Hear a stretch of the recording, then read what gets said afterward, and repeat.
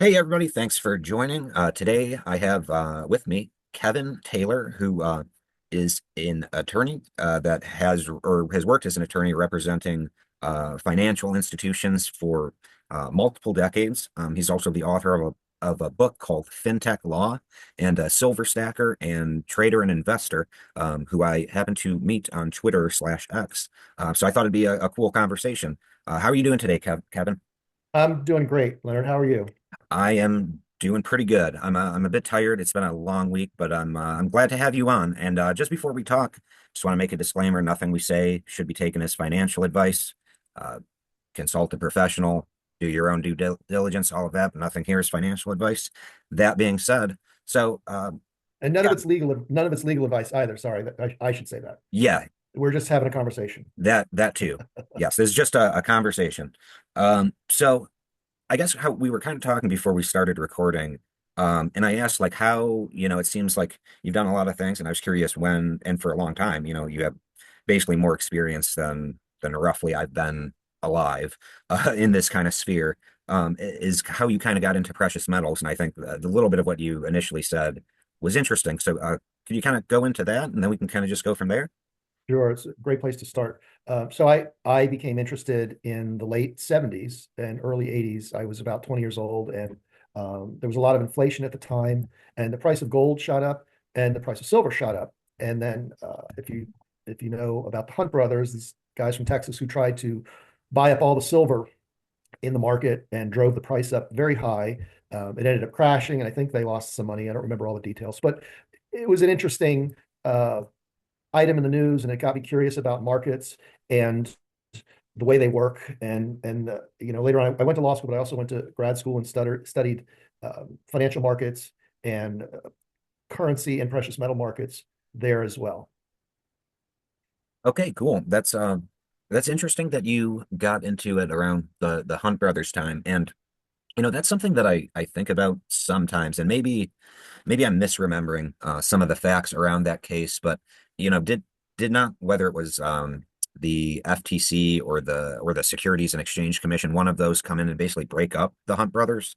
Oh yeah, they I don't, as I said, I don't remember all the details, but they definitely had some trouble with the law. And the price of silver ended up crashing, and it was dead for a long time. I mean, silver Mm. was um uh, you know $12 an ounce, I think, for years. Um, so again, it was a fascinating thing to see, and it was interesting to look at how the market died so hard that people Mm. didn't want to invest in silver for a long time. Now it's That become that more sounds like a popular.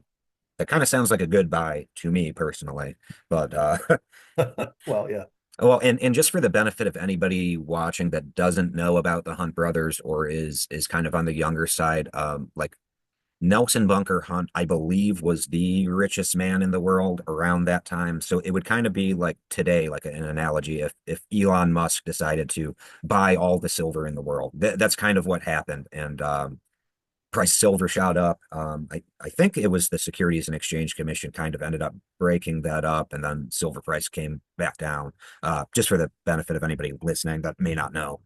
Um, but yeah, that's interesting. So it seems like you have a lot of experience in all of this. So I guess, aside from the silver stuff, or and let me, I guess, posit this question to you, because I know you had mentioned that you're also into crypto. You're into everything financial, basically, or a little bit into everything.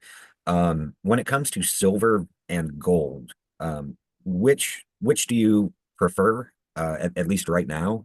And I guess why? I'm genuinely curious to hear from those Great two. question. So I think it's more silver, and I got into it again back in that early 80s time frame, and I started as a coin collector. I was fascinated by coins and money, and who isn't? And I have a lot of coins, but I have a lot of silver coins as well. Like Canadian, and we talked about Tibetan coins. I have a lot of Tibetan coins, Mhm. which are mostly silver.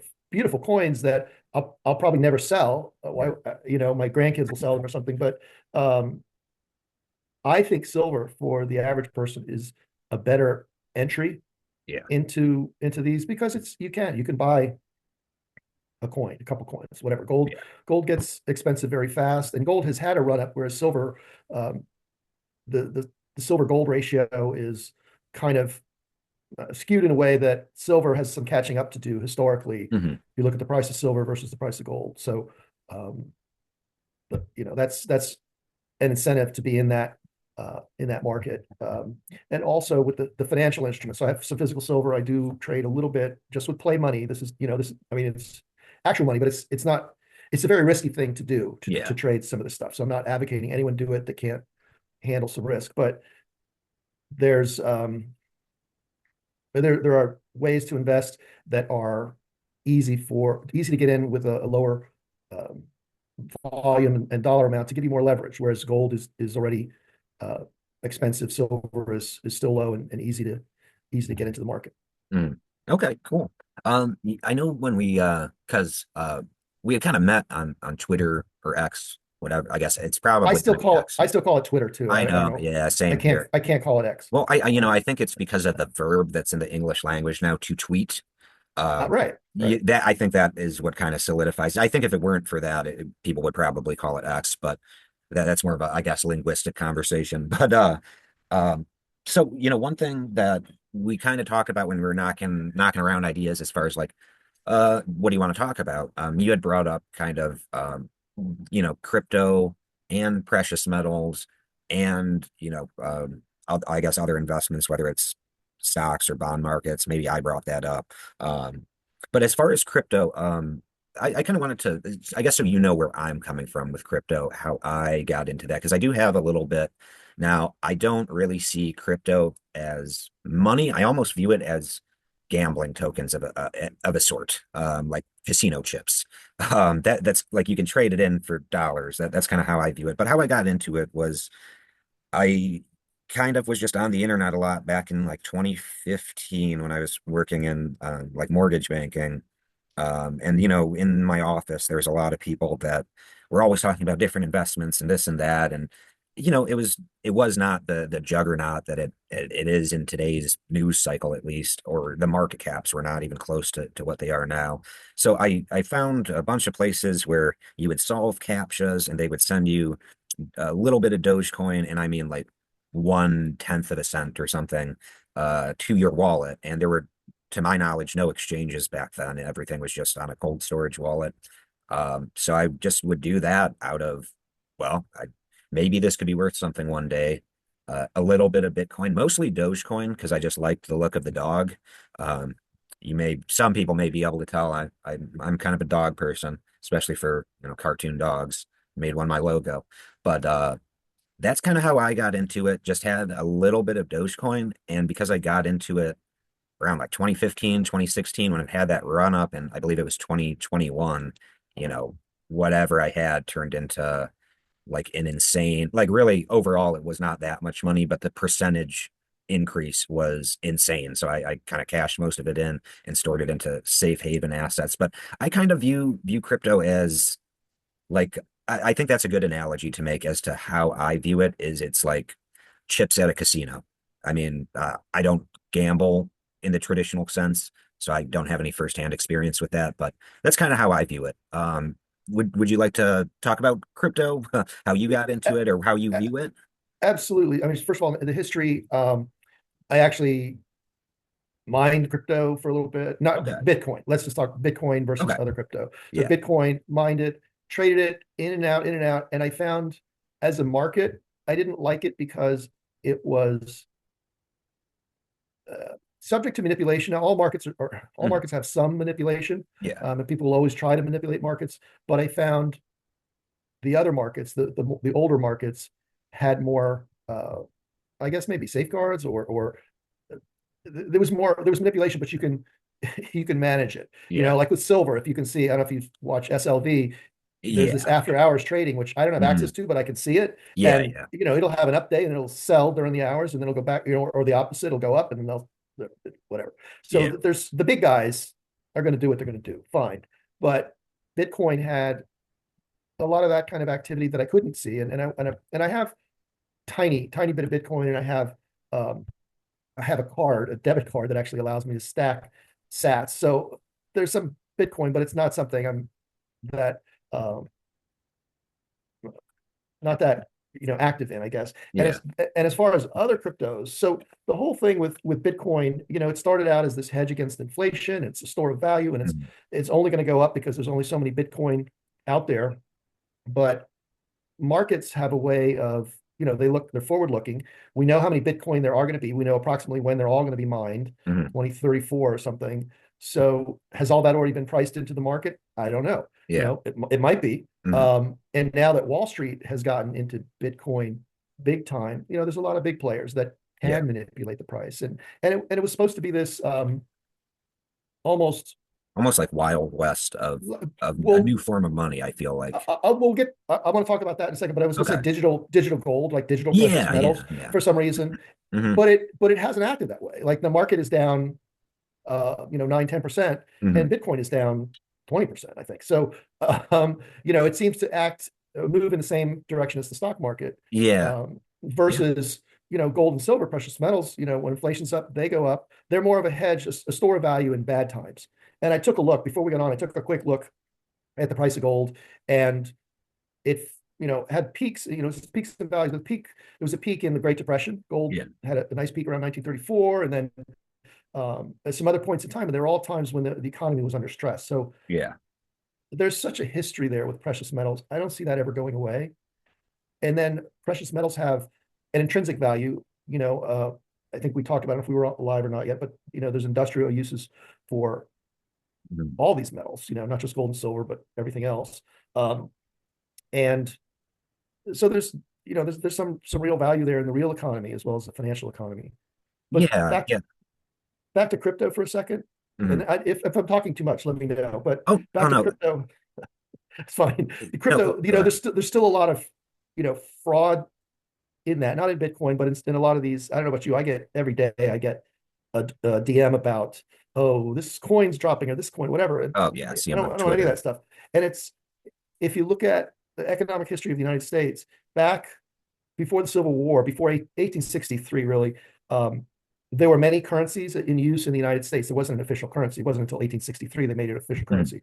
So people were using British pounds, they were using Spanish doubloons, and banks and state governments could issue their own currency. So they'd issue, they were basically notes and passed around as notes, and you never knew, especially in those days, if you have a note from the Bank of Montana and you're using it to buy groceries in Missouri, no one really knows what's that really worth. Do they want to accept that, et cetera? Mhm. And it was very confusing and very disruptive economic time. And that's what all these cryptocurrencies, non-Bitcoin cryptocurrencies remind me of, because they're out there. No one really knows what they're worth. The mark, Yeah. are they going to be worth anything tomorrow?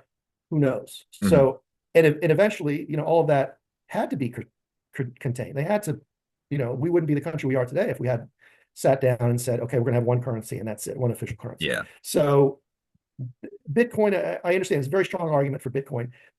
The other cryptos, I'm not that crazy about. I'm sure there's people that are going to scream at me for saying that, but Mhm. um, so Yeah. Well, um, I'd like to posit something to you on this topic because I know you had mentioned, and I think if we're on the topic of cryptos, I would probably be mentioning this anyway. Bitcoin, I guess maybe other crypto, but Bitcoin especially, the whole concept of like, oh well, it's going to be digital gold. We're going to uh, mimic the scarcity of gold with all of that stuff. And I guess I would like to know your opinion on what I'm about to say. I think the fatal flaw in all that, and it's almost like, I don't know, man's hubris or something, but all the oh God, the aspects of money, like it's durable, divisible, fungible, portable, all of there's that.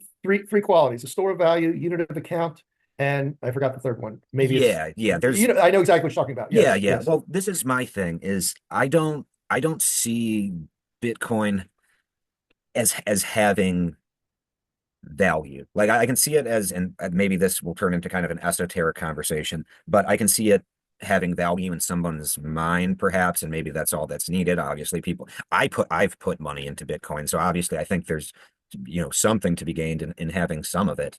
But the thing itself, I don't I don't see that as having value. I see it almost as just like private fiat.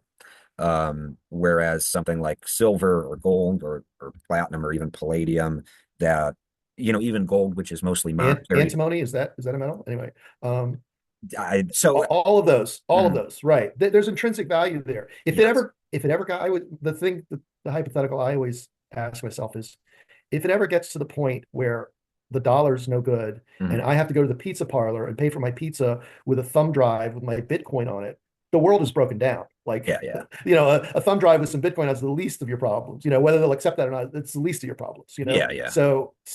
But there's been a lot of good with fintech. I'm not trashing fintech Mm, and all these financial innovations. There's a lot of um, old guard uh, mechanisms that the credit card companies that take 2-3% of every transaction, and everything mhm. has to flow through them. So there's a Yeah. lot of other there's some really good things, and I think Bitcoin itself is very interesting, and there is the whole proof of work concept, and maybe that gives it some intrinsic value. Mhm. um, I don't know, but a lot of these other coins and projects, again, the blockchain technology is cool.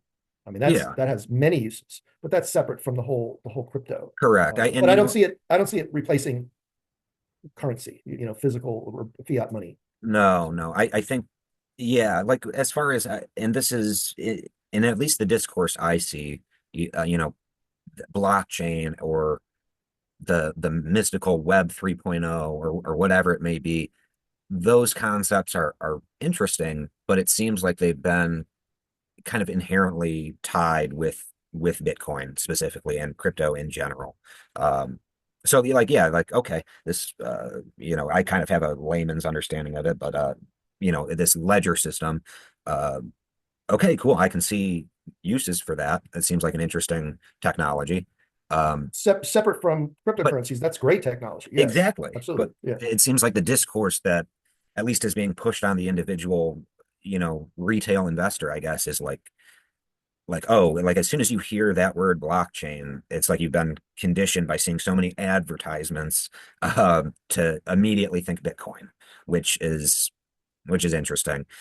And that's, I don't have, as far as my portfolio, I don't have a huge allocation in Bitcoin or any cryptocurrency, really. I mean, my biggest allocation is in commodities, as um, watchers of this channel, I'm sure are aware of. I make my own silver bullion pieces and whatnot, so there's that too. Um, but yeah, yeah, it's just I think we're at a place where, and what you said was very interesting. And I kind of this is kind of like intuitively obvious to me, but I didn't really think of it in the front of my mind till you said it, how Bitcoin seems to trade with the stock market when it is Right. The whole supposedly theory is it's not supposed to do that. So yeah, correct, which I it's all find right. I find very interesting.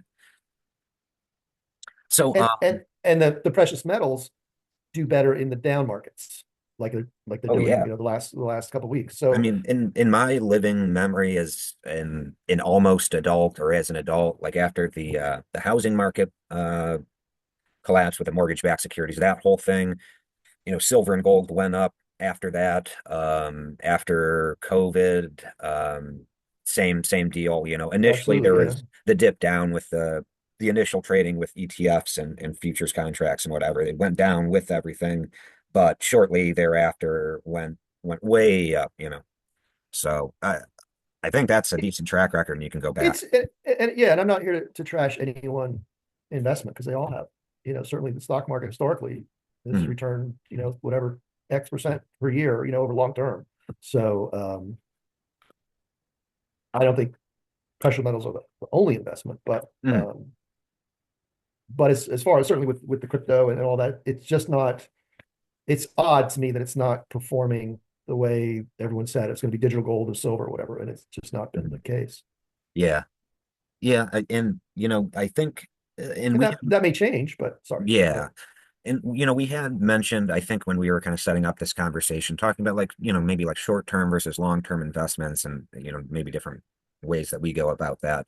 But when I think long-term, and for the most part, most of my portfolio is kind of set up in the long term, kind of for retirement or just even if not retirement, when I'm older, I suppose. Like it's set up, at least 10 years in the future.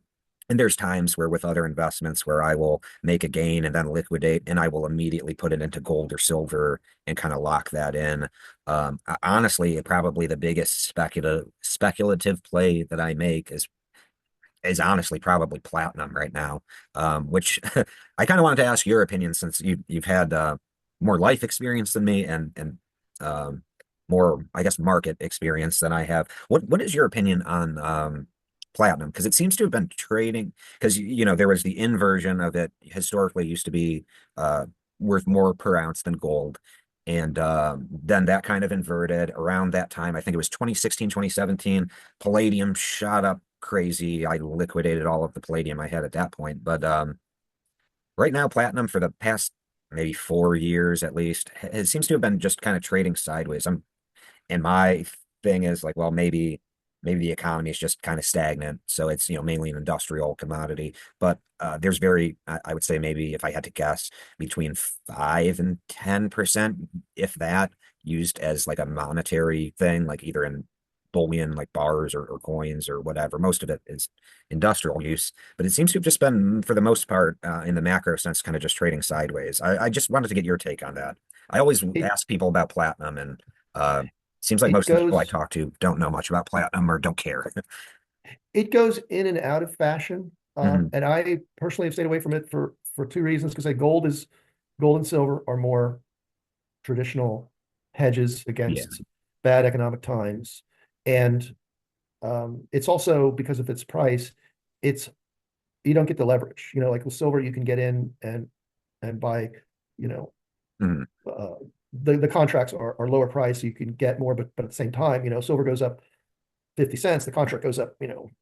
$50 or something. So it's just for those reasons, I personally stayed away from it. But I've noticed it's very much in and out of fashion. But I think the reason for that is because the gold and silver have just always been, like, since ancient times. They Yeah. have been store of value, and none of these other metals. And even like I've been looking at copper lately. Copper's got an interesting chart, Hmm. but am I ready to take any of my focus off of silver? I don't. It's not that interesting to me, Yeah. and I'd rather Mhm. I'd rather look at one thing and do that as best I can than get distracted with so many other things. I gotcha. Yeah, and now that I'm thinking about it, as far as the precious metals, it's by a lot. Platinum is like my smallest allocation. It's like a lot into silver, a lot into gold, and then the kind of change goes into platinum almost, so to speak. And I view silver as a hedge against inflation. I view gold as a hedge against inflation, and I kind of view platinum as like almost a wild card. Like, okay, who knows what's going to happen with technology if they really get hydrogen fuel cells figured out and en masse into the market. That could happen, or if there's a supply chain disruption, that could shoot it up. And I although I would say, and I would probably be in the minority of people that say platinum is money. We just haven't been able to refine it until the mid 19th century. Uh, I don't really view it in the same way that I view silver and gold, which have had like a 5,000 year track history. Yes, definitely. And also, those arguments you just gave for platinum are very valid arguments. Mhm. But from a short-term trading perspective, I don't care about any of that. I don't care what Washington's doing. I don't care what's happening in the news. Mhm. It's technical price action, Yeah. and that's it. And I don't listen. Like, even when I hear things like, "Oh, the price of silver should be going up because of blah blah blah," I Mhm. try to tune it out, because if the chart isn't showing that, Mhm. I don't want to take a trade. Well, But that's interesting, and I don't mean to cut you off, but I don't want to lose my thought. I was just yeah, about to sure. ask you. So it seems like the way you think, and I know there are retail investors that just look at price action and they look at um and now I lost the vocabulary, the technical analysis. And I believe probably large institutions probably act in a similar way. But I feel like the retail investors, there's a lot more emotion behind it, behind the decisions that I would venture to say most retail investors do. There is um, a level of, how do I put this? Actually thinking it through or doing the maths and looking at the technicals. There is that. but I feel like there is also I feel it in myself with certain things. There's emotional decision making. So I'm curious I just wanted to ask you about that and see your take on that. Or is it, is the retail market too disorder, like, they're not all doing the same thing and have these weird emotional either attachments, whether it's a sunk cost fallacy on certain things, or they think or they feel, I should say, they feel like something is going to shoot up at some point where it's kind of all over the place, or just retail investors don't have enough capital to massively move the market in the way that these large institutions may. Like, hopefully that made sense, but Well, certainly, and with silver, you can see it. There's the large institutions have an advantage, and they can influence the price. mhm, But I think that only lasts for so long, like with the Hunt brothers. I mean, that only mhm, lasts for so long. And then as far as the emotional aspect of it, that's the hardest part, is leaving the FOMO and the YOLO, leave that out of it, mhm. and look at this and think, oh yeah, it should be going up. Well, it's not. Yeah. Should be, but it's not. Like Bitcoin should be trading inverse to the stock market, but it's not. Mhm, So what's what's going on there? So it's um I don't know. The markets, technical analysis of markets and price action has been around for hundreds of years. I think it started with the cotton markets, uh, 200 years ago plus, and even in Japan, they were doing it with other markets over there. mhm. So it's not just, you know, taking a gamble. It's less risky, less risky than gambling. Yeah, yeah. But there's something to it. And listen, I'm not saying I'm an expert at all. I've been doing it about 10 years. Mhm. And there's been a learning curve there, Yeah. painful at times, but, um, but I'm very, very happy where I am and I've looked at a lot of different things, the currency markets and others. And for now, silver has really, for the last couple of years, silver has been, very, very good to me. Yeah. Yeah, so we have been going, man, time flies by.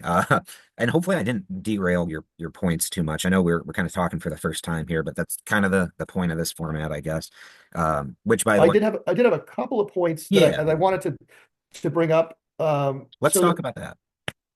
Just for me, the long-term strategy is to buy and hold the silver, mostly coins. Mhm, And I can't imagine selling them, but the hard part for that, for me, and maybe for certain investors, is if you're never going to sell it, what's the point? mhm. For me, it's I get enjoyment from just having the coins, but there's a bigger spread, buy sell spread on physical coins, right? You can buy it for $100, but if you're going to sell it, they're only going to give you $85 or something. I'm just making up numbers. Yeah, yeah. Versus the short term trading in the financial markets, those spreads are much tighter, which makes it more attractive. You can do shorter term trades because you don't have to, you know, if you're buying for 100, but you can only sell for 85, you're going to have to wait until that price moves up Mhm. before you could make a profit on it. So Yeah. uh, and I think that's in all markets, but certainly with physical commodities. Uh, but that's an issue. But the financial markets kind of alleviate that. Mhm. So that makes it a little more attractive to me. Okay. So I know at least when we were kind of setting this up, we you had mentioned kind of how you use kind of more of the short-term trading to kind of put you in a better position. And hopefully I'm not misrepresenting what you said. I'm doing it by memory. To almost like put you in a better position for your long-term kind of physical commodities using short-term stuff, whether it be, ETFs, whatever it may be. Would you like to kind of expand on that or correct me if I'm wrong? Well, no, yeah, I forgot our conversation. I recall that, but for me, the short term trading is separate from the long term because Okay. and it's Completely more separate. it's yeah, and it's more Okay. about um, just an exercise of the knowledge of the markets Okay. versus the other is just sort of buy and hold, but you can buy in small increments, which is you know Okay. So interesting for a broader group of people. yeah, so when I think of any short term or on the relative, compared to a lot of my gold, for example, unless it's certain collectible coins that are in the maybe medium term or whatever, as far as how long it takes to flip or whatnot. Any short term stuff that I've done, I kind of think of, okay, well, what am I going to do with that capital, the gain capital. What am I going to do with that? And it seems to be, aside from take a little bit for myself for some extra spending money or whatnot, most of it is I'm going to be putting that into my long-term physical commodities, whether it be silver, gold, or even platinum or whatnot. So when you say that you view them as completely separate, would you say that I guess kind of expand on that? I'm curious. Do you kind of do something similar to what I just described, or is it different than that? Or are you talking Well, more? Yeah, just go on. the long term isn't really trading. It's buying and holding, and I can't Hmm. I can't imagine a situation where I would um, sell any of that. Although, maybe I don't know. Now that I'm thinking about it, maybe I should take a look at it. Hmm. Um, but it's not. I'm not. I don't even know how much physical silver I have, to be Uh, honest with you. I'm No I'm with idea. you. I'm It's with you it's there. it's locked away in a very safe place. If Yeah, anyone sees this, you you, you don't want to look for it. It would be dangerous to look for it. But yeah. I don't know. And I'm not like it's not like I have, $1 trillion in silver, but Mm, there's there's some there, and I probably should look at it and see what's there. But because I've been buying it since the 80s, you yeah. know, I periodically I go through periods. I went through a period. I got all these Tibetan coins. I found a stash of them and bought as many as I could. Um, but it's not it's not liquid, right? That's not a liquid market.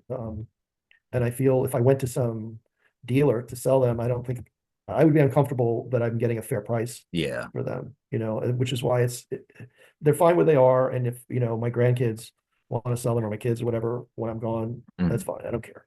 okay. Um, so, I gotcha. Okay. So anything else that you would like to bring up? I guess before we kind of wrap up here. um,